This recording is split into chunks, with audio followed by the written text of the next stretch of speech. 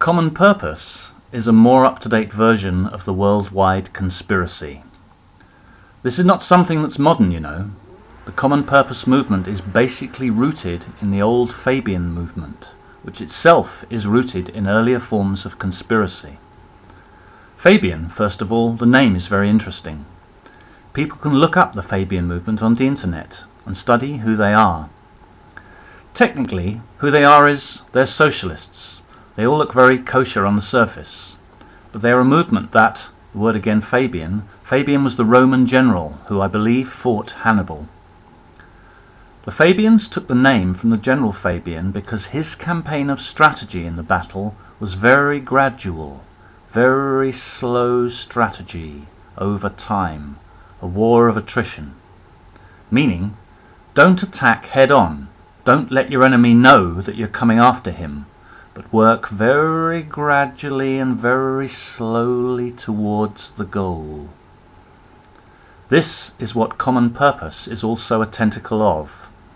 There's this slow, gradual movement, imperceptible to ordinary people who have no time. People are maxed out, they're worked to death, they have no attention span anymore. Not only that, but they've been overstimulated, if anything.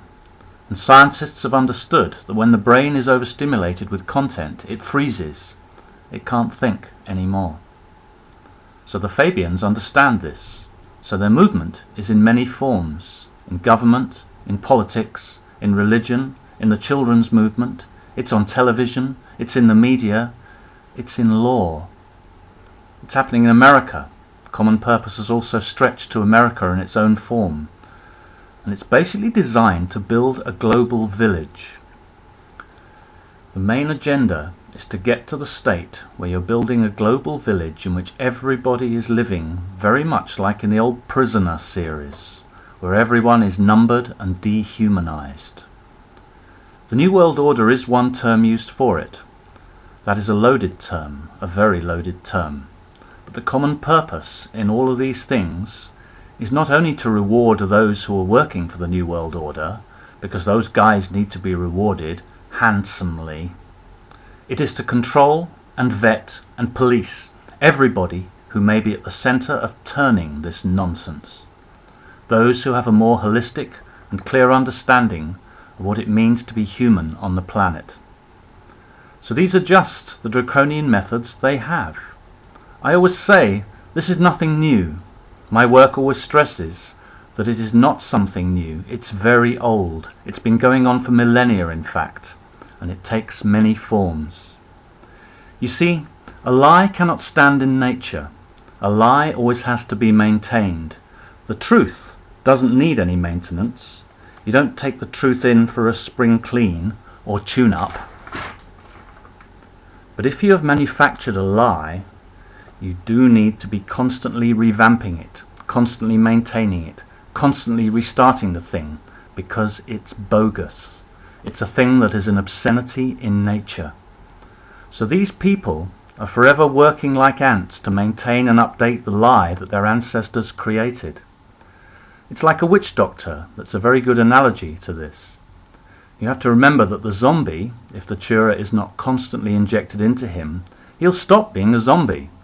And within 24 hours he will normally regain his rational sentience. So the idea is that the person has to be perpetually and continually on a 24-hour daily basis re-injected, re-infused with a drug. And this is exactly what is happening in our society today. And the good side of that, of course, is obvious.